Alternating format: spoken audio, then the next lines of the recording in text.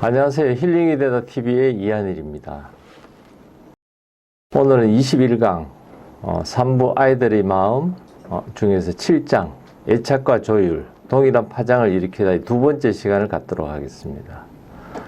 이번 21강에서는 지난번에는 현실감, 또 이미 정해진 부모와 산다는 것, 그리고 내면의 무질서, 이 세 가지에 대해서 강의할 예정이었는데 제가 강의를 준비하다 보니까 이 현실감과 이미 정해진 부모와 산다는 것에 굉장히 중요한 내용들이 많아서 오늘은 너무 이렇게 여기에 대해서 좀 강조도 하고 또 너무 이렇게 길어질 것 같아서 이 두 가지 주제에 대해서만 하도록 하겠습니다. 그 전에 이 7장에서는 도입부에서 매사추세츠 멘탈 헬스 센터에서 콜크 박사가 관찰했던 내용들, 그리고 엄마 없이 자란 남자아이들, 안정적인 기반, 또 자연스러운 조율 과정에 대한 내용들을 다루었고, 여기에 대해서 먼저 좀 살펴본 다음에 오늘 말씀드릴 현실감이라는 주제, 또 이미 정해진 부모와 산다는 것, 이 두 가지에 대해서 말씀드리겠습니다. 콜크 박사가 매사추세츠 멘탈 헬스 센터에서 봤던 많은 그 정신과적인 문제가 있던 아이들, 그러니까 한쪽에 막 웅크리고 있거나 또 혹은 막 이렇게 옆에 아이를 막 폭행하거나 주위 사람들하고 어떤 조화를 이루지 못하는 것, 뭐 여러 가지 형태의 그런 정신과적인 문제를 갖고 있는 아이들에 대해서 이제 객관적으로 이 아이들이 마음속에 무엇이 있는지를 알기 위해서 했던 그 통각검사, Semantic Perception Test라고 하는, 그래서 이제 이런 차를 고치는 아빠와 대화를 아주 재미있게 나누는, 이런 뭐 사진만 봐도 우리는 아이들의 어떤 표정들에서 아빠와 참 즐겁게 서로 협동해 가면서 차를 고치는 모습을 볼 수 있었지만, 이런 정신과적인 문제를 가지고 있는 아이들, 성장과적인 문제가 있던 아이들은 이 망치를 가지고 아빠를 내리친다거나, 혹은 아빠가 이렇게 이 차를 올리고 있는 이 상태에서 이걸 빼버려서 아빠가 다치고 피가 흘리게 한다, 이런 상상을 하거나, 혹은 오른쪽에 있는 이런 그림들처럼 임신한 여자에 대해서 아주 이렇게 남편이 떠나고 불쌍하다고 이야기하는 그런 정신과적인 아이들, 비정상적인 아이들의 그런 것들을 검사할 수 있는 방법으로서 이런 통각검사, Semantic Perception Test를 말씀을 드렸습니다. 그리고 남자 없이 자란 아이들에서는 이제 존 볼비에 대한 이야기를, 그 영국 런던의 테비스터 클리닉에서 일했던 존 볼비에 대한 이야기를 하면서, 이 볼비가 이제 이야기했던 것 중에 하나가 1984년이라는 소설, 조지 오웰의 유명한 그 소설이 나오는 이 배경이, 결국 이 조지 오웰이라는 이 남자가, 이 소설가가 결국 어릴 때 엄마 없이 엄마로부터 멀리 떨어져서 이제 기숙사 학교를 가게 되는 거죠. 그러다 보니까 이 어떤 어릴 때 가져야 되는, 엄마와 가져야 되는 그런 굉장히 중요한 애착 관계가 형성되지 못하고, 이 학교라는 굉장히 어떤 권위에 의해서 흘러가는, 권위에 의해서 운영되어지는, 그리고 그 권위를 따라야 되는 그 학교 생활을 하면서 자연스럽게 이 조지 오웰의 마음이 어떤 어떤 권위적인 그 기관, 그러니까 가장 대표적으로 권위를 가진 어떤 국가의 형태로서 이 1984년이라는 1984라는 이 소설이 만들어졌을 것이다. 결국 어떤 존재든지 이 사랑받고 인정받고 하는 것이 어떤 권위로부터, 그러니까 아이들에 있어서 권위라는 것은 이제 돌봐주는 사람이 있죠. 대부분 이제 엄마가 되겠지만, 그것이 할머니가 됐든 뭐 유모가 되었든 결국은 그것이 단순히 육체적으로 뿐만이 아니고 서로가 대화하고 인정받고 막 서로가 조율하는 그런 과정 속에서 이런 건강한 모습들이 되어지는데, 이제 영국에서는 어린 아이를, 남자를 좀 강하게 키우려면 어린 나이에 이제 기숙사가 있는 학교를 보내야 되고, 그래서 거기서 엄마를 떨어져서 이제 살다 보면 자연스럽게 머릿속에 그려지는 어떤 그 권위자에 대한 인식이 어떤 국가의 형태, 그것도 독재 국가의 한 형태로서 이렇게 그려졌을 것이다. 이것이 이제 존 볼비가 이런 조지 오웰과 그 다음 1984라는 소설을 바라본 그런 관점에 대한 이야기를 하면서, 남자 없이 자란 엄마 없이 자란 남자아이들이 모습이라는 것, 그 심리가 이렇지 않을까 하는 것들을 다시 한번 살펴보았습니다. 그리고 이제 안정적인 기반, 시큐어 베이스라고 하는, 모든 사람들을 우리가 이제 자라면서 이렇게 옆에서 누군가 돌봐주는데 이것이 육체적으로 뿐만 아니라 정서적으로 또 감정적으로 이 돌봐주는 것이 굉장히 중요하다. 이것이 소위 말하는 이제 프라이머리 어태치먼트, 1차적인 이제 애착 관계다. 결국은 이 애착 관계가 되어야 우리가 어떤 스스로를 조절할 수 있는 능력이 생긴다. 내 스스로가 이렇게 조절을 하면서 주위 사람들하고 이렇게 좋은 이렇게 하모니를 어떻게 이룰지, 이런 것들은 결국은 내가 어릴 때 얼마나 안정적인 기반을 가지고 있느냐, 어릴 때 얼마나 안정적인 프라이머리 어태치먼트가 그 돌봐주는 엄마라든지 혹은 뭐 할머니라든지 유모와 관계가 있느냐 하는 것이 영향을 준다 하고 있는 그런 내용들. 그래서 이 존 볼비가 이제 여기에 대한 특별히 많은 연구들을 했었고, 이 존 볼비의 이야기는 결국은 그 돌봐주는 사람들의 어떤 얼굴 표정이라든지 어떤 자세, 목소리, 어떤 톤, 목소리 색깔이라고 할 수 있습니다. 어떤 그런 여러 가지 움직임, 뭐 행동, 이런 것들이 결국은 이 애가 거기에 이제 이렇게 적응이 되어 간다는 거죠. 그래서 특별히 아이들은 one particular adult, 그러니까 여러 명이 돌봐준다고 해서 여러 명한테 그게 되는 것이 아니고 정말 아주 소수 혹은 한 사람의 누군가와 이렇게 커뮤니케이션 하면서 소위 말하는 이 프라이머리 어태치먼트는, 내가 뭐 어른이 10명이 나를 돌봐준다 하더라도 나는 결국 그 한 명 혹은 두 명한테만 계속 그 관심이 있고 그 사람의 행동을 닮으려고 하고 그 사람과 교감을 한다는 거죠. 그래서 그 어른이 얼마나 내가 하는 행동에 대해서 반응을 보여주느냐에 따라서 그 유착관계, 애착관계가 더 깊어지고 결국 이것이 그 아이가 건강하게 자라면서 건강한 반응들을 보이고 주위 사람들하고 그런 관계를 갖는데 굉장히 중요하고, 그래서 이런 애착관계가 충분하면, 그 아주 안전한 애착관계가 있으면 그 아이가 이제 세상을 나올 수 있다. 이것이 이제 지난 시간에 안정적인 기반에 대해서 말씀드린 내용들입니다. 그리고 자연스러운 조율 과정은 결국은 이런 나와 이제 애착 관계가 있는 그 어른과 그 아이가 계속 이렇게 지내면서 감정적인 서로 이제 이렇게 조율이 이루어진다는 거죠. 그래서 이 아이들의 그 조율 관계에서는 그 나를 돌봐주는 분과 어떤 그 움직임과 어떤 감정적으로 서로가 이렇게 교감이 되면서 그 엄마 이제 그 프라이머리 케어를 해주는 분이 엄마라면 엄마의 목소리, 이런 것들이 어릴 때부터 이 애기와는 이 교감이 이렇게 이루어지면서 그런 조율이 되고, 그 하는 걸 보고 또 따라하고, 그러면서 이 엄마의 의도를 알아차리고, 그래서 지난번에 말씀드린 그런 미러 뉴런, 우리가 내가 행동하지는 않지만 엄마의 그 목소리가 내 뇌에도 벌써 이렇게 같이 닮아가면서 어느 시점에는 엄마의 목소리, 엄마의 행동을 닮아가는, 그래서 이런 모방이 결국은 우리가 사회를 살아가는데 아주 기본적인 그 기술을 배우는 굉장히 중요한 방법이거든요. 그래서 이런 조율이 돼야 결국은 내가 세상을 살아가는데 어떤 내가 느끼는 어떤 뭐 욕망이라 그럴까, 뭐 내 속에 일어나는 그런 본능 같은 것들을 조율할 수 있다는 거죠.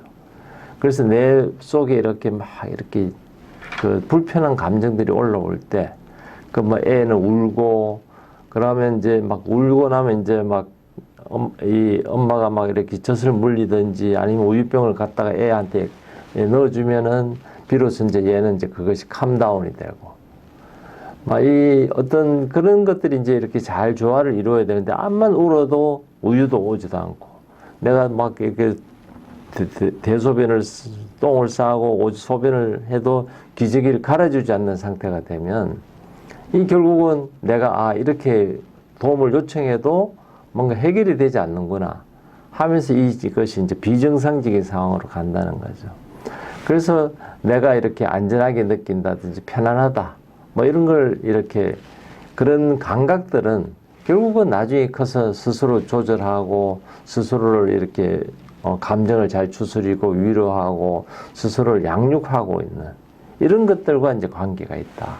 결국 어릴 때 얼마나 이렇게 이 어태치먼트, 유착이 되고 애착이 되고 또 조율이 어튜니먼트가 되느냐에 따라서 결국 그것이 내가 감정을 조절할 수 있고 그리고 스스로 내 스스로가 이제 살아갈 수 있는 그 힘을 가진다. 뭐 이런 이야기입니다. 결국은 이 내가 어태치먼트가 아주 안전한 어태치먼트가 결국은 내 스스로 조율이 된다. 그래서 이 내가 좋다, 상황이 괜찮다, 혹은 내가 나쁘다. 그래서 이런 것들을 내가 느끼고 내가 조율할 수 있는 것들은 결국 어릴 때 얼마나 안전하게 내가 이렇게 애착이 형성됐느냐. 이래서 결국은 어떨 때는 내가 이런 애착이 충분히 형성된 아이들은 이것이 이 상황은 내가 좀 도움을 요청해야 된다. 아니야, 이걸 내 스스로 할 수 있어. 이런 것들을 내가 구별할 수 있고 그래서 그 어려움이 있더라도 내 스스로 해결할지 혹은 도움을 요청해야 될지 이런 것들을 이제 알 수 있게 된다는 거죠. 반면에 이제 어릴 때 이렇게 막 학대를 당했거나 혹은 그 무관심에서 자란 아이들 뭐 내가 도움이 필요해도 이렇게 도움이 오지 않았던 내가 배가 고파서 막 울었는데도 아무도 나한테 젖을 주지 않았고 우유를 주지 않았고 막 내가 기저귀가 막 해서 내가 몸이 막 불편한데도 불구하고 막 울어도 기저귀도 갈아주지 않고 나를 방치했던 이런 아이들은 이것이 내가 언제 도움을 요청해야 되는 건지 이거는 내 스스로 할 수 있는 건지 이런 것들에 대한 구별을 할 수가 없다는 거죠. 그러니까 그 아이가 그런 뭐 자아의식이나 이런 것들이 형성되기 이전에 벌써 내가 나를 돌봐주는 엄마나 또 누구하고 어떤 애착관계에 충분히 되고 그분과의 그런 조율 과정이 잘 되지 않으면 결국은 내가 이렇게 어떻게 도움을 요청해야 되는지 문제 해결해야 되는지 뭐 이런 것들에 대해서 구별할 수가 없게 되고 이것이 이제 쭉 나머지 인생을 살아가면서 결국은 내가 내 삶을 포기하게 되는 그 어려움이 있으면 뭐 자포자기하게 되고 포기하게 되는 뭐 이제 그런 상황으로 연결이 된다는 거죠. 그래서 이런 엄마 없이 자라는 남자 아이들의 어떤 마음들 그리고 그 권위에 대한 자세들 그리고 안정적인 기반이 어떻게 그 나중에 이렇게 자라면서 그 문제를 해결해 가는 거지. 그 과정에서 조율 과정은 어떤 역할을 하는지에 대해서 우리가 지난 시간에 봤다면 오늘은 이제 현실감 또 이미 정해진 부모와 산다는 이 두 가지 주제에 대해서 말씀드리겠습니다. 이 현실감이라는 이야기를 할 때 우리가 콜크 박사가 인용했던 분은 도널드 위니콧 박사입니다. 이분은 아마 그러니까 1차 대전 이후에 뭐 아마 2차 대전 20년대 30년대 이후에 영국에서 했던 소아과 의사면서 또 소아 분석을 했던 분인데 이분이 이제 소아과 중에서 특히 이제 일종의 이제 소아정신과를 담당하신 거죠. 그러니까 주 전공은 이제 소아과 의사지만 사실은 소아과 의사들 중에 그때만 해도 막 이렇게 정신과, 소아과 이런 것들이 아주 분명히 나눠져 있던 게 아니었고 그러다 보니까 이제 소아들 중에서도 비교적 정신질환에 대한 걸 하면서 이분이 이제 했던 것이 이제 소위 말하는 true self, false self, 진정한 자아, 거짓 자아에 대한 어떤 것, 그리고 good enough parents, 충분히 좋은 부모라는 것이 어떤 거냐, 뭐 이런 그런 개념들. 그러면서 이분이 이제 그런 영역에서 소위 말하는 소아정신과 영역에서 굉장히 많은 책들을 썼고, 그다음 논문도 썼던 굉장히 어떤 그 어린 아이들이 그 마음, 어린 아이들의 성장 과정에서 느끼는 정신질환이 어디서 영향을 줬는지 이런 것들에 대한 이 많은 기여를 하신 분으로 이렇게 인용을 하고 있습니다. 특히 이 도널드 위니코트 이분은 소위 말하는 이제 어튜니먼트, 이 어린아이가 자라면서 기본적으로 자기를 돌봐주는 사람과의 어떤 그런 조율 관계가 굉장히 중요하다. 그리고 이분이 이제 했던 이 아주 섬세하게 관찰했다는 거죠. 그래서 엄마와 그 아이가 노는 것들을 이렇게 보면서 이런 엄마가 아이를 안고 있는 자세, 그리고 이렇게 서로가 이렇게 조율하는 그런 감정적인 것들이 결국은 이 정체성, 이 아이가 평생을 살아가면서 가지는 어떤 정체성과 관련이 있다. 그래서 이제 어린아이 때 그 막 이렇게 태어나기 직전, 태어난 이후에 뭐 2살, 3살까지 그 시간이 결국은 이 아이가 어떤 정체성을 가지게 되고, 그래서 이 내 몸이라는 거 하는 것이 내 정신이 그 안에서 살고 있는 그 장소다. 결국은 내 몸으로 느끼는 거. 내가 운동을 하면서 내 막 이렇게 장에서 올라오는 그런 어떤 느낌들, 감정들, 이런 것들이 내가 이 현실을 살게 해준다. 이 현실을 살게 해준다고 하는 이 현실감을 느끼는 거는 결국 어릴 때 내가 가지고 있는 그 정체성, 그 정체성의 그 근본은 결국 나를 돌봐주는 분하고의 어떤 그런 신체적인 인터액션, 엄마가 아이를 안아주고 아이 거기에 반응해주고 이런 것들이 결국은 영향을 준다 하는 것들. 그러니까 이제 이 시대만 해도 결국은 이 프로이드 이론에서 이제 프로이드 이론이 모든 걸 결정할 때거든요. 그래서 아이가 어떤 문제가 있으면 아이의 어떤 그 성적인 문제, 이 부분이 해결이 안 돼서 애가 그렇다고 할 때 사실 도널드 위니코트라고 하는 이런 관찰은 굉장히 사실은 중요하고, 우리가 또 다른 아이를 정신과적인 영역에서 어떤 문제가 있는 아이들을 해결하는데 사실은 진일보한, 그러니까 지난 시간에도 이야기했지만 이 프로이드 이론이 결국 무의식 세계를 들여다볼 수 있는 계기가 되었다면 그것만 가지고는 해결이 안 된다는 거죠. 결국은 어릴 때 그런 그 어태치먼트, 어튜니먼트, 애착과 어떤 조율이 굉장히 중요하다 하는 걸 이제 관찰하고 논문으로 해서 이렇게 한 획을 그은 것이 이제 위니코트다. 뭐 이렇게 이야기를 할 수 있습니다. 이 위니코트가 이제 대부분의 엄마들은 그래도 이제 좋은 엄마다. 근데 그래서 이 아이들과 이렇게 좋은 관계를 가지는데, 그래서 저는 이제 이 good enough mother, 뭐 일반적으로 우리가 아이를 키울 때 엄마가 사실은 뭐 때로는 아이들이 그 뭐 울고 해도 엄마도 지치니까 기저귀를 제때 못 갈아줄 때도 있고, 애가 배가 고파도 잘 우유를 제때 못 줄 때도 있지만 대부분의 경우는 엄마들은 괜찮다. 그래서 우리가 일반적으로 이야기하는 뭐 이래갖고 내가 좋은 엄마가 될까 이렇게 생각 안 해도 된다는 거죠. 어차피 우리가 완벽한 사람은 없기 때문에 하다 보면 때로는 실수도 할 수 있고 이렇지만 전체적인 흐름에서 내가 아이와 그런 교감을 가지고 애가 뭐 이렇게 할 때 우유를 그래도 젖을 제때 먹이고 기저귀 제때 갈아주고 또 아이가 정서적으로 허기가 질 때 또 안아주고 뭐 이런 것들이 되면은. 근데 이제 많은 이 아이들이 어릴 때 이제 방치돼 있거나 뭐 학대까지는 아니더라도, 그러니까 지난 뭐 시간에도 그런 이야기 했었지만 애를 굳이 때리거나 하지 않더라도 그냥 방치, 정말 적절한 돌봐주지 않는 것만 해도 아이한테는 정신적으로 큰 상처가 남게 되고, 그렇게 되면서 이제 이 엄마와 이 조율이 되지 않으면 이 결국은 이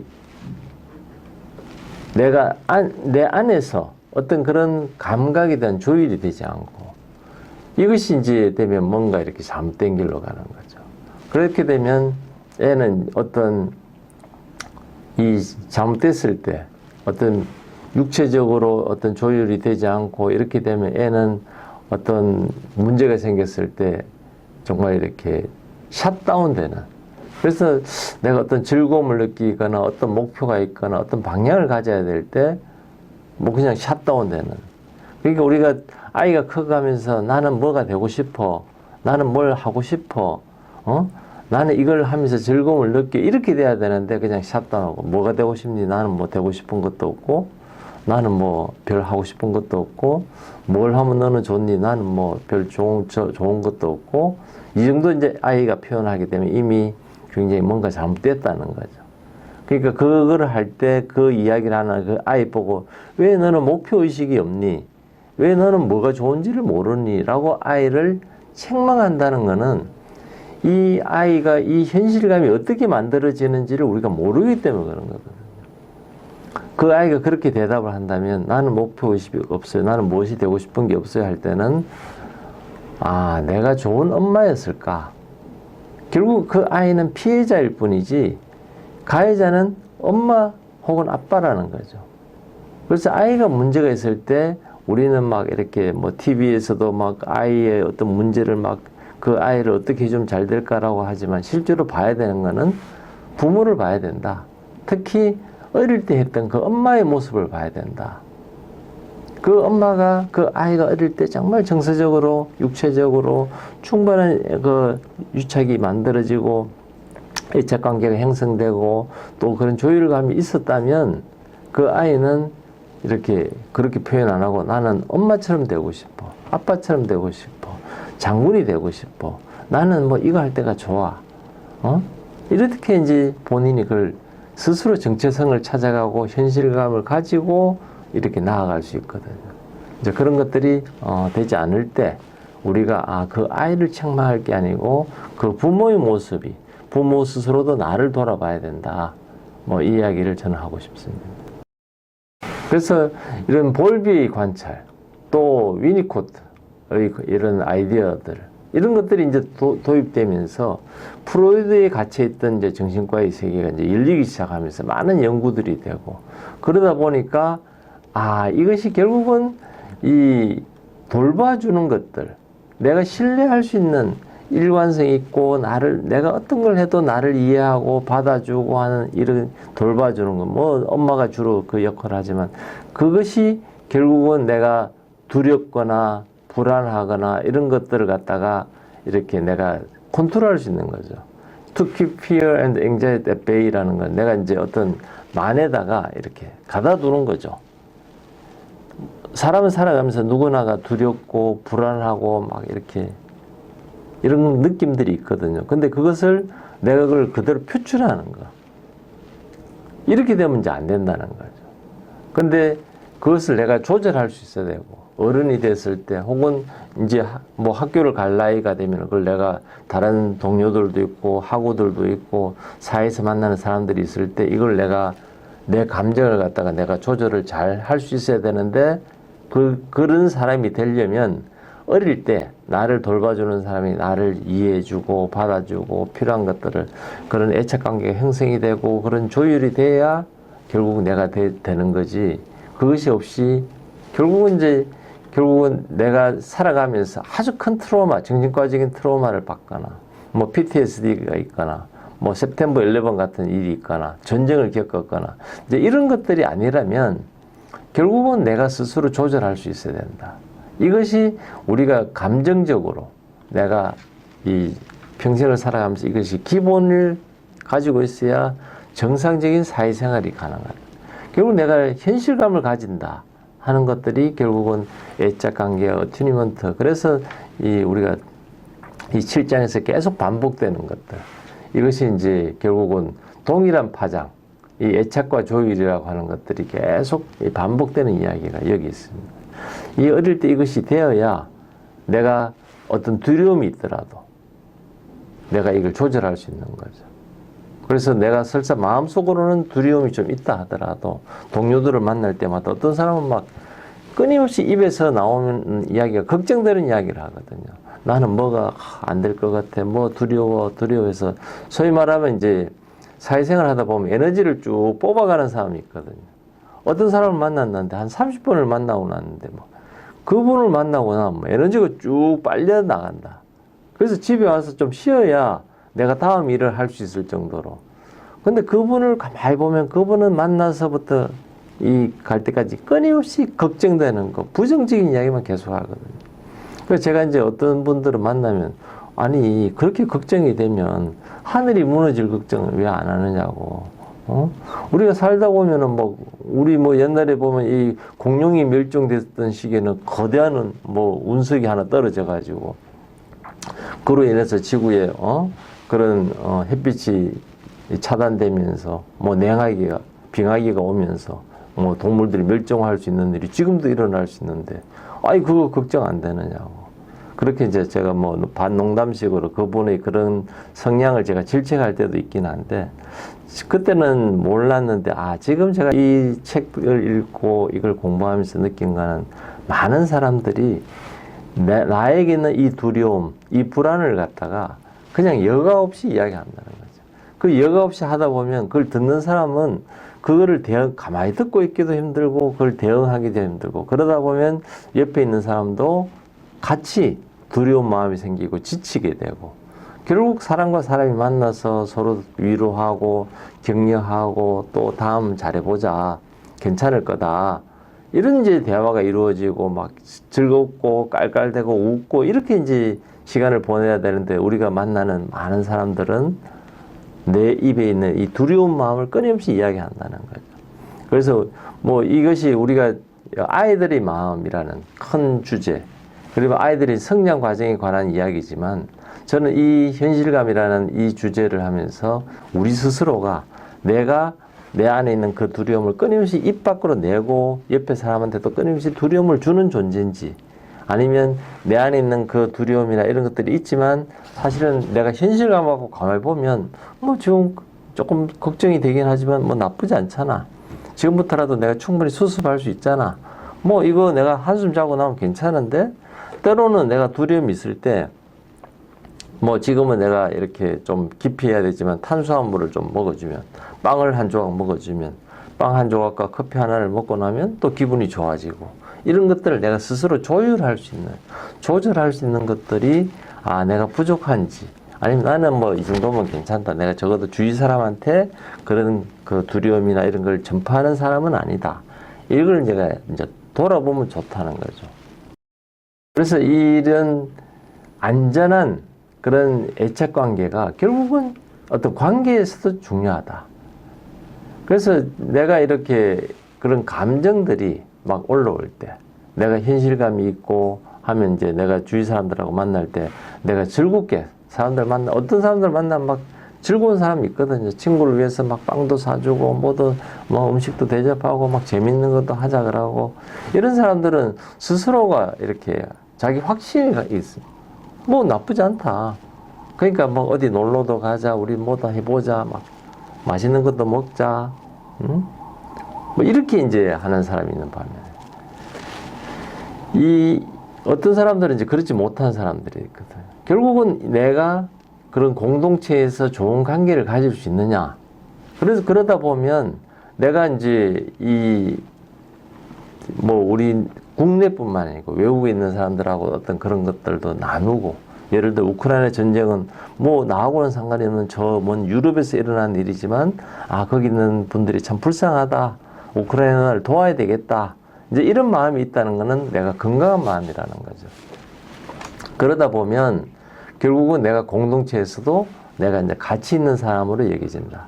그리고 내가 반듯한 행동하고 또 옆에 사람을 배려해주고 돕고, 그 사람의 아주 미묘한 어떤 변화들, 목소리도 내가 알고 그 사람을 이렇게 그 심리를 잘 타치할 수 있어야 되거든. 그 반면에 어릴 때 막 이렇게 제대로 케어를 받지 못하고 그 나를 돌봐주는 사람하고 충분한 그런 애착 관계가 형성되지 않고 그런 조율이 되지 않는다면, 그 아이들은 결국은 이 어떤 사람의 우리가 대화를 누구하고 하다 보면 그 사람이 순간순간 어떤 상황에 따라서 때로는 얼굴 표정이 바뀔 수도 있고 느낌이 좀 달라질 수도 있거든요.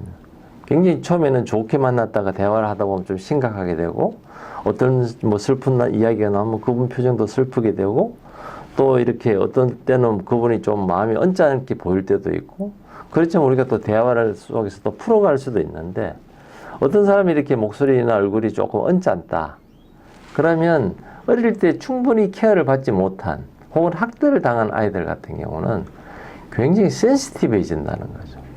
그래서 갑자기 본인도 샷다운되고 분위기가 썰렁해지고, 이제 이런 상황이 이것이, 그러니까 일반인도 옆에 사람의 표정을 보면서 때로는 뭐 괜찮아, 걱정 안 해도 돼, 뭐 상대방이 조금 약간 좀 불편한 모습이 있어도 뭐 내가 뭐 잘못한 거 있으면 이야기해봐, 응? 괜찮아, 뭐 불편한 거 있으면 이야기해, 이렇게 넘어갈 수 있는 건데, 이 어릴 때 그런 충분히 애착이 안 된 사람들은 누가 불편한 표정만 지어도 내가 벌써 얼어붙고 샷다운되고 더 이상 말을 안 하고 혹은 내 불편한 감정을 여과 없이 드러내는 이제 이런 상황이 된다는 거죠. 여기에 대해서 이제 위스콘신 대학의 닥터 폴락 이제 어떤 그런 8살짜리 아이들, 정상적인 아이들에 대해서 또 혹은 어떤 그런 학대를 받은 아이들에 대해서 이제 어떤 사진을 보여주면서 그런 이제 논문으로서 이렇게 그런 민감하다. 어릴 때 학대받은 아이들이 좀 민감한 것 같다 하는 것들을 이제 이렇게 논문으로 이야기해요. 그래서 이제 어떤 이런 시리즈로 어떤 사람의 얼굴이 이렇게 좀 점차가면서 이렇게 조금 심각해지는 이런 얼굴 표정들을 이렇게 보여주면서 이제 아이들에 대해서 이 폴락이 2000년인가요? 이때 이제 발표한 이 논문이 결국은 이 얼굴에서 감정을 이해하는 것들.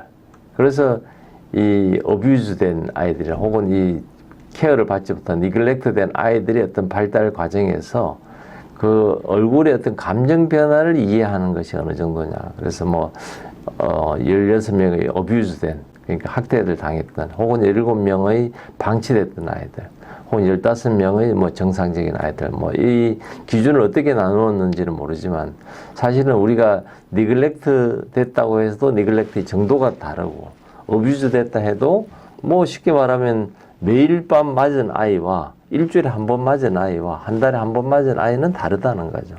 니글렉트도 엄마가 매번 이렇게 무시했는 게 아니고 그래도 가끔은 해주다가 또 도와주다가 못 도와주다 이런 아이도 있고 우리가 정상이라고 하지만 정상도 엄마가 늘 그렇게 완벽하게 해줄 수는 없거든요. 그러면 어쨌든 나름대로 그 기준을 가지고 이렇게 연구를 해보니 차이가 있더라 하는 게 이제 이 폴락의 이야기입니다. 결국은 왜 이렇게 이제 학대당한 아이들이 계속 이렇게 방어적이 되고 혹은 겁을 먹느냐. 결국은 이제 거기에 대해서 제대로 내가 이해를 못 한다는 거거든요. 왜냐면 어릴 때 이제 이게 그런 엄마와 어떤 어튜니먼트, 그런 조율 과정이 없다 보니까 내가 이 상황이 어떤 상황인지에 대한 훈련이 안 돼 있고 그러다 보니까 아이들은 이 오버액트 하게 돼요. 과민 반응을 보인다. 내가 만나는 사람이 얼굴 표정이 살짝 좀 이그러지고 좀 불편한 게 있어도 저 정도구나 하는 걸 우리가 어떤 표현을 할 수 없지만 느낌이 있거든요.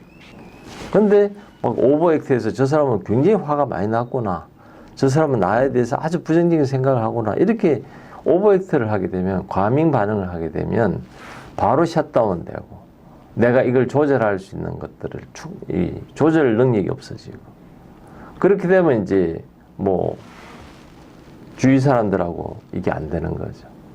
그래서 데이트도 안 되게 되고 이 사람이 우리 데이트라는 거는 서로가 이렇게 때로는 손도 잡고 스킨십도 하게 되는데 누가 손을 좀 잡아도 막 과민 반응을 보이고 당신은 나하고 벌써부터 그런 성적 관계를 가지는 걸 벌써 당신 머릿속에는 그것밖에 없느냐 이렇게 되면 아니 그냥 우리가 자연스러운 감정에서 손만 잡으려고 했을 뿐인데 그때는 이렇게 반응을 하면 데이트도 안 되고 아무것도 안 되는. 그래서 이런 어릴 때 학대받은 사람들 어릴 때 그래서 내가 느끼고 있는 감정들 내가 성인이 돼서도 주위 사람들하고 잘 배려를 하고 주위 사람들을 잘 관찰하고 이런 것들이 되느냐 하는 것들을 이제 돌아볼 때 내 어린 시절에 어땠을까 이제 이렇게 되는 거거든요. 결국은 내가 이제 주위 사람들하고 좋은 공동체적인 생활을 못 하게 되면 나는 이제 이래 두꺼운 가면을 쓰고 사는 거거든요. 그래서 기본적인 사회생활은 하지만 어떤 인간적인 친밀감을 가지거나 이게 안 되게 되고 대부분의 시간을 혼자 보내게 되는 거예요. 그래서 나는 집에서 TV 보는 게 좋아 이렇게 이야기하지만 사실은 무의식 세계에서는 친구를 만나고 좋은 게 있지만 나는 그게 할 수 없기 때문에 나는 그냥 하루 종일 밤새도록 게임만 한다. 그래서 아이가 집에서 게임만 한다. 그럴 때 아이를 불러서 너는 왜 나중에 무엇이 되려고 하느냐, 너는 게임만 해서 되느냐 이렇게 이야기한다는 것은 그 아이의 그 그 아이가 현실감이 없는 삶을 살고 있는 거에 대해서 내가 지식이 없을 때 그렇게 이야기하거든. 아이가 게임하는 걸 보면 아이도 게임도 뭐 재밌을 수도 있지만 사실은 그 아이는 게임도 하고 친구들하고 막 밖에 나가서 축구도 하고 농구도 하고 막 등산도 하고 뭐 같이 막 놀이도 하고 싶고 막 깔깔대고 웃고 이런 게 하고 싶은데 그거를 조율할 수 있는 내가 능력이 안 되고 그런 반응에 대해서 내가 만나는 사람에 대해서 막 이렇게 내가 자꾸 이렇게 방어적이 되고 왜냐면은 이 내가 어릴 때 그 나를 돌봐주는 그 엄마나 주위 사람하고의 관계가 그런 이 애착 관계 혹은 또 이렇게 그런 조율 관계가 형성되지 않다 보니까 정상적인 사회생활을 할 수 없는 그 일종의 장애인이 된 거거든요. 그럴 때는 그 아이를 배려해주고 그 아이와 편안하게 할 수 있도록 이걸 하면서 그 아이가 다시 그걸 배울 수 있도록 해줘야 되는데 그 성인이 됐을 때 혹은 학교 다닐 사춘기 때 혹은 어른이 됐을 때는 때로는 그 시간이 되게 길 수도 있고 빨리 바뀌지 않는다는 거죠. 아이들은 막 금방 배우고 금방 막 이렇게 기분 좋아지고 그래야 되는데 어른이 되면 그렇게 안 된다는 거죠. 그래서 대인관계, interpersonal skill 혹은 이 감정적으로 스스로를 조율하는 이런 것들이 안 되게 되면 이제 스스로 고립이 되게 되고 공동체 생활을 못 하게 되는 뭐 우리가 그래서 우리 사람이라는 것은 공동체를 통해서 나의 안전을 확인해야 되는데 내 안전을 확인할 방법이 없으니까 마음은 자꾸 더 공허해지고 마음이 더 이렇게 힘들어지는 뭐 직장 생활도 그렇고 많은 것들이 이제 고립되는 그런 생활의 근간이 어디 있느냐 지금 이제 말씀드린 그런 어릴 때의 그런 애착 관계, 조율 관계가 결국 영향을 준다 이렇게 이야기를 할 수 있습니다.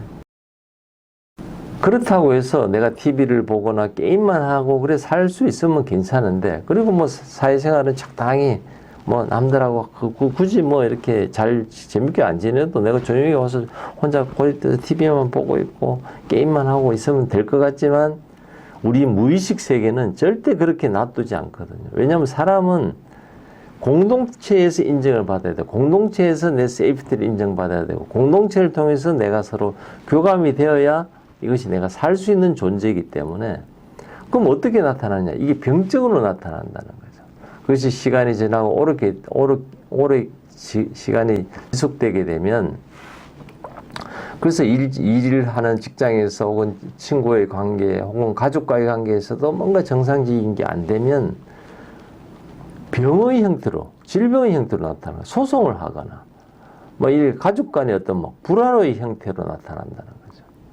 그래서 어떤 사람은 막 소송하는 거에 대해서도 야 결국 우리는 알고 있거든요. 소송하게 되면 누가 좋으냐면 변호사만 좋거든요.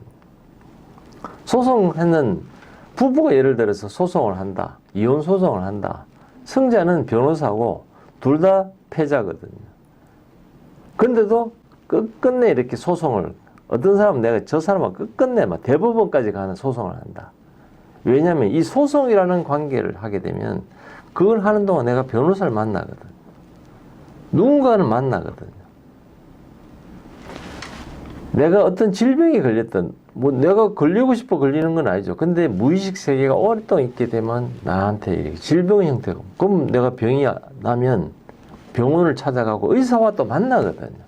결국 사람은 누군가와 만나야 되고 어떤 관계를 가져야 되는데 이것이 이제 건강한 관계, 맛있는 것도 먹고 좋은 것도 이야기하고 막 놀러도 가고 이렇게 좋은 관계를 가지는 것이 아니고 이것이 병적인 상태가 되면 뭐 내가 뭐 당뇨가 있고 눈이 안 보이고 이러면 누구의 도움을 받아야 되거든요. 그럼 그 누군가의 도움을 받는 그 사람과의 관계를 가지게 돼요. 그러니까 가족 간의 분쟁이 끊임없이 생기는 이유도 무의식에서 보면은 결국은 내가 정상적인 생활이 안 되니까 그렇다면 이 형제들 간에 끊임없이 막 분쟁이 생기는 거예요. 그럼 그 분쟁 때문에라도 어쨌든 막 근데 이제 분쟁이 생기게 되면 좋은 이야기 뭐 형제들 간에도 뭐 요즘 잘 지내느냐 뭐 어디 가서 언제 날씨도 더운데 복날인데 뭐 삼계탕이라도 먹으러 이런 대화가 아니고 형은 왜 이거 안 해? 뭐 형은 왜 나한테 이것밖에 안 해줬어? 이런 식의 이제 대화가 되니까 건강하지 않는 대화가 될 뿐이지 사람은 우리가 늘 현실에서는 누군가와 만나야 되고 누군가와 관계를 가져야 되는 것이다. 그래서 결국은 이 우리가 무관심이라든지 고립된 상태를 우리가 견딜 수 없기 때문에 뭔가가 어떤 일이라도 일어난다. 저는 이 부분을 오늘 강의했을 때 이게 강조를 하고 싶다는 거죠. 그래서 내가 건강한 관계를 가지지 못할 때 건강한 관계를 가질 수 있도록 스포츠 클럽에 가입하고 요즘 뭐 이렇게 동호회 이런 것들도 많거든요. 사회 뭐 생활체육을 하면서 뭐 배드민턴 클럽도 모집도 하고 뭐 여러 가지 형태들 뭐 이렇게 때로는 걷기 모임도 하고 뭐 아파트 모임도 하고 이럴 때 가능하면 그런 데 속해서 내가 관계를 가져야 내 건강도 유지가 되고 사회생활도 건강하게 되고 이런 것들을 이제 제가 이게 관계가 이렇게 되는구나 하는 걸 제가 이제 뭐 저도 깨닫게 되고 그렇습니다. 그래서 이런 뭐 콜크 박사 이제 경험에 나오는 책에 보면은 14살 된 애가 크리스마스 이브에 이제 뭐 남의 집에 이렇게 들어가서 털려고 하다가 이제 수감대가 온 거죠. 이 아이를 이제 14살이니까 정신과 의사가 이제 보고 상담을 좀 해주면 좋겠다. 뭐 이런 이야기가 있을 때 콜크 박사 만나서 첫 번째 질문이 너 이제 이렇게 감옥에 갇혔는데 누가 이 크리스마스에 누가 면회 올 거라고 너는 기대해? 하니까 아무도 나에게 관심이 없어요.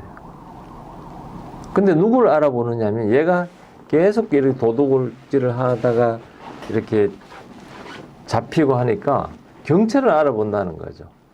그래서 경찰이 이제 처음에 이렇게 그 집에 이제 도둑이 들고 막 경보기가 울리고 하니까 경찰이 출동했을 때 경찰이 했던 첫 마디가 잭, 너 또 다시 왔냐? 다시 잭 너야? 이런 이야기. 그 잭은 도둑질을 하고 싶은 게 아니에요. 누군가 아무도 자기한테 관심이 없는데 자기 이름을 불러주는 사람. 그게 누군지 하면 본인이 계속 이렇게 그런 절도를 하니까 남의 집에 들어가서 절도를 하니까 자기 이름을 불러주는 그 사람이 필요했다는 거예요. 그래서 우리가 이런 애착, 누군가와 관계를 가지고 누군가와 대화를 해야 되는데 우리가 어릴 때 그것이 안 되면 조율이 안 되면 결국 어른이 돼서 나타나는 형태는 아까 말씀드린 어떤 병에 걸려서 누구를 만나야 되거나 혹은 소송을 통해서 만나거나 뭐 가족 간의 분쟁을 통해서 만나거나 여기 나오는 14살 된 잭처럼 남의 집에 내가 범죄를 통해서 어쨌든 범죄를 하면 경찰이 누군가 나한테 오게 될 거고 관심 가지게 될 거고 재판을 받는 과정을 하면서 끊임없이 사람을 만나게 되는 그것이 다만 건강하지 못한 관계라는 게 이제 문제라는 거죠. 그래서 내가 정말 좋은 애착 관계를 가져야 되는데 그리고 좋은 조율을 하는 그런 경험을 해야 되는데 우리가 이제 태어나서 산다는 거는 이미 정해진 부모와 산다는 거죠.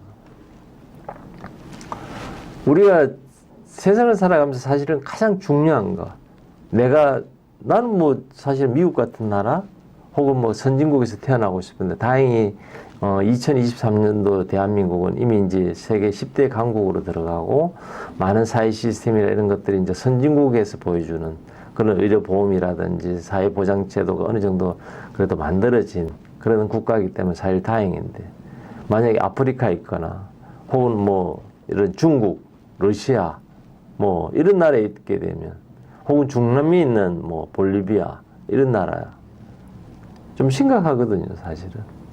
그러니까 내가 원하는 국가에 태어날 수 없듯이 내가 좋은 아버지, 좋은 부모를 내가 선택할 수 있으면 뭐 아주 이렇게 공부도 충분히 하고 또 아주 자상하고 내 말도 들어주고 내가 정말 좋은 어태치먼트를 가질 수 있는 엄마와 집에 재산도 많아서 내가 정말 경제적으로 어려움 없이 살 수 있는 그런 부모를 내가 택할 수 있다면 이런 문제가 안 생기겠죠.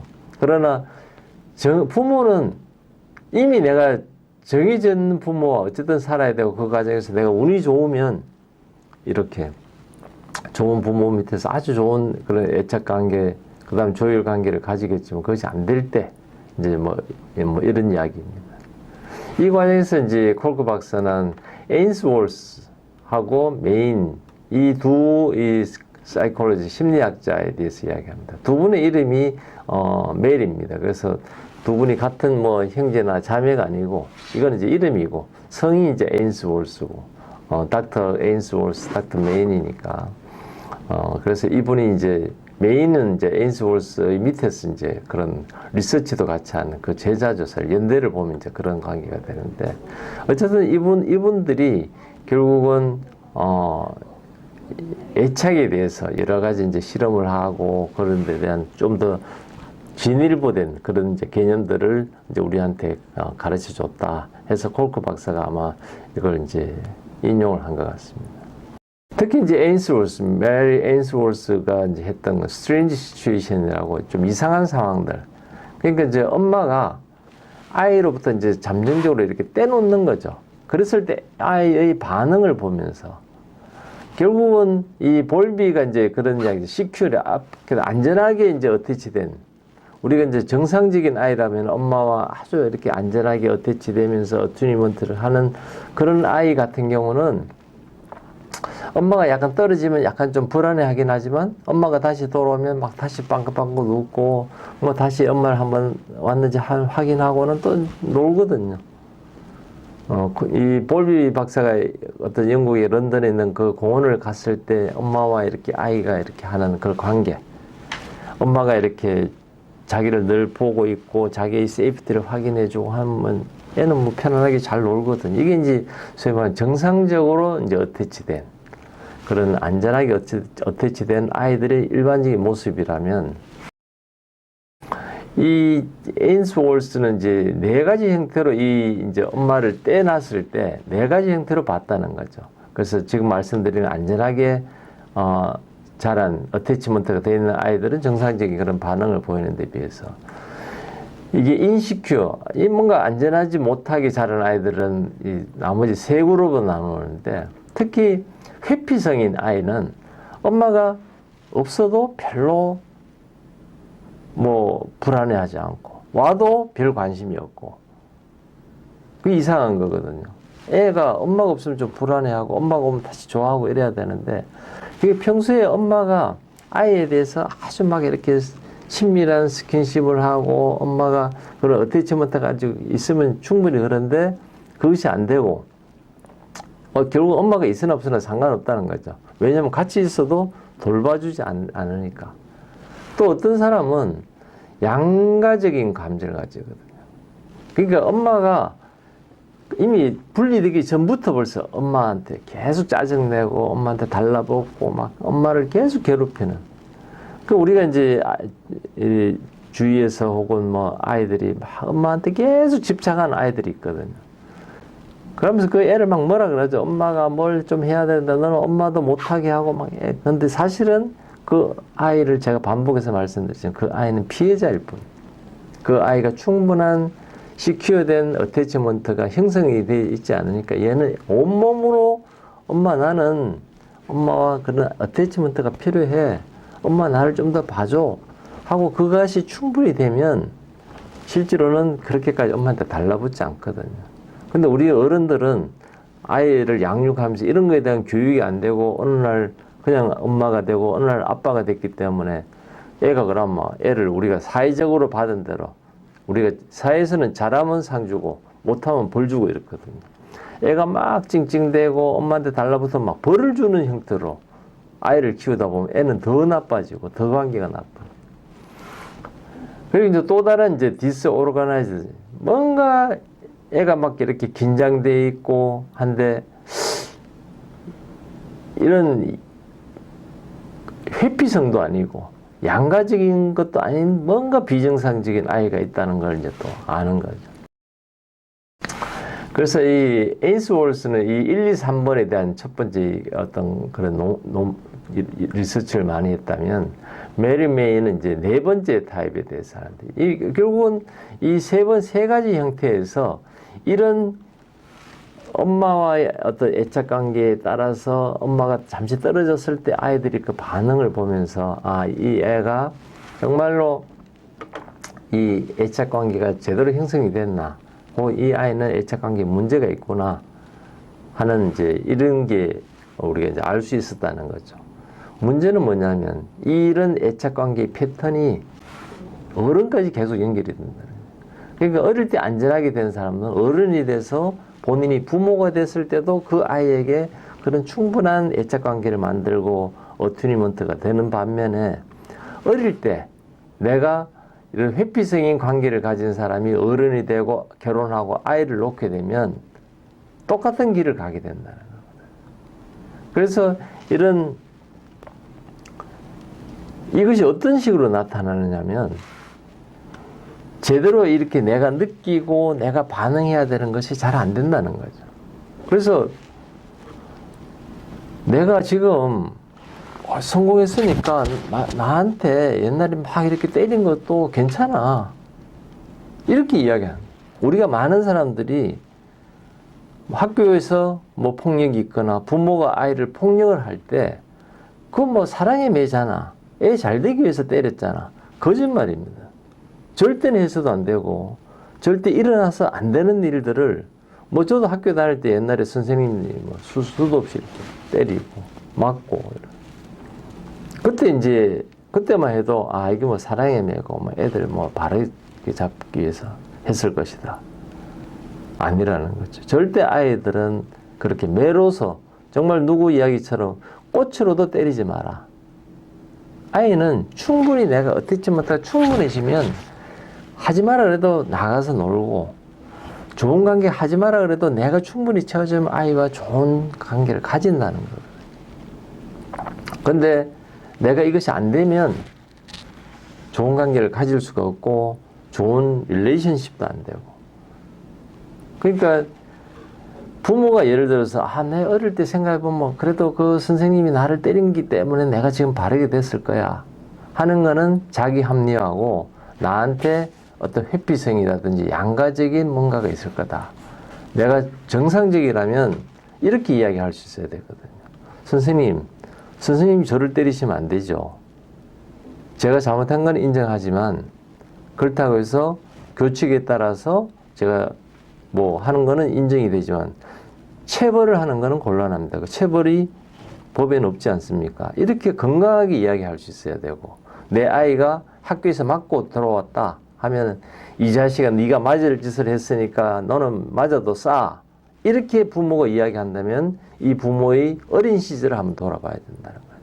정말 우리는 우리의 어린 시절을 제대로 보고 있나. 그래서 우리 아이가 학교에서 맞고 돌아왔을 때 부모의 반응이 중요한 게 아이가 학교에서 맞고 돌아오면 이거는 있을 수 없는 일이다. 이건 해서는 안 된다. 그래서 선생님을 찾아가서 왜 때렸습니까? 라고 부모가 항의를 해줘야 되고 그 항의하는 부모를 그 아이가 보면서 배우고 나도 어른이 됐을 때 그렇게 반응해야 되는구나를 배우는 거거든요. 뭐 최근에 나오는 것처럼 막 그래서 아이가 그런 문제가 됐을 때 막 부모가 선생님을 고소하고 막 하는 거는 저는 뭐 동의하지는 않지만 적어도 이야기해야 될 건 해야 되거든요. 거기에 대해서 선생님이 예를 들어서 정상적인 그게 아니라면 할 수 있는 방법을 통해서 부모가 할 수 있는 거는 이것은 옳지 않다는 걸 아이한테 보여줄 때는 또 보여줘야 되거든요. 이 회피성인 아이가 이 다른 애들을 막 때리거든요. 그래서 어떨 때는 이제 뭐 애가 이제 학교에서 다른 애를 때린다고 부모를 이제 선생님이 부를 때가 있습니다. 그럴 때 부모가 생각해야 되는 건 내가 얘한테 관심을 덜 줬구나. 내가 내 아이한테 관심을 덜 주고 내 아이와 그런 애착이 안 됐기 때문에 얘가 학교를 가서 남을 때리는구나. 이렇게 생각해야 되거든요. 그 남을 애를 때리는 애를 보고 또 그 애를 자기 애를 때리면서 자식 너 왜 친구를 왜 때려? 너 때문에 내가 선생님한테 왔잖아. 너 그러면 안 돼라고 할 게 아니고 부모가 자기를 돌아봐야 된다. 그리고 이런 불안한 애들은 누가 때려도 대항도 못 하거든요.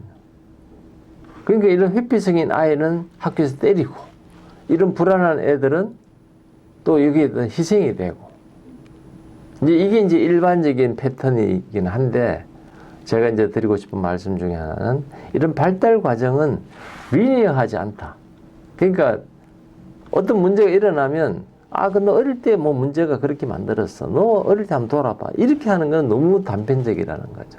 왜냐하면 살아가면서 많은 친구들과의 관계, 또 어떤 트라우마가 있거나, 또 직장 생활하면서 받았던 트라우마도 있을 거고, 군대에서 받았던 트라우마도 있을 거고, 또 여러 가지 사회를 살면서 있던 그런 경험들이 결국은 때로는 내가 그런 걸 회피할 수도 있게 만들고, 때로는 두려운 관계로 만들 수도 있거든요. 그래서 어떤 하나의 단편적인 걸로 할 수는 없지만, 우리가 살아가면서 어떤 문제들이 있을 때 상대를 보고 이렇게 이야기하기보다는, 아, 내가 어땠을까?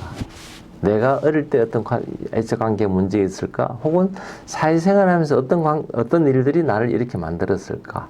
이걸 이제 돌아보는 이제 그런 시간들을 가지고, 이 문제를 분석해야지. 뭐, 이것 때문이다. 이것 때문에 이렇게 단편적으로 바로 이야기하는 거는 너무 위험하다. 이거는 제가 꼭 말씀드리고 싶습니다.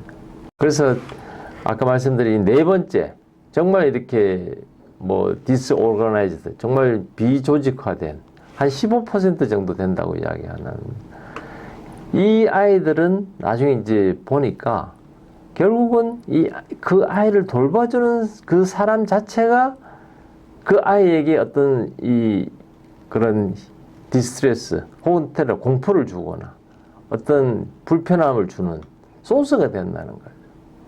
그러니까 이 디스오르가나이즈드 칠드런은 뭐냐면, 엄마가 이렇게 어디를 없을 때는 불안하죠. 근데 엄마가 다시 와도 엄마를 무시하는 것도 아니고, 엄마한테 가고 싶은데 못 가고, 또 좀 몇 발짝 갔다가 다시 그냥 돌아서고. 그러니까 이 아이는 엄마한테 좀 어떻게 가고 싶긴 한데 이 딜레마인 거죠. 엄마한테 가면 우리는 본능적으로 뭘 하느냐면, 이 엄마가 나한테 이런 디스트레스, 고통을 주거나 공포심을 주거나 불편함을 준다. 뭘로?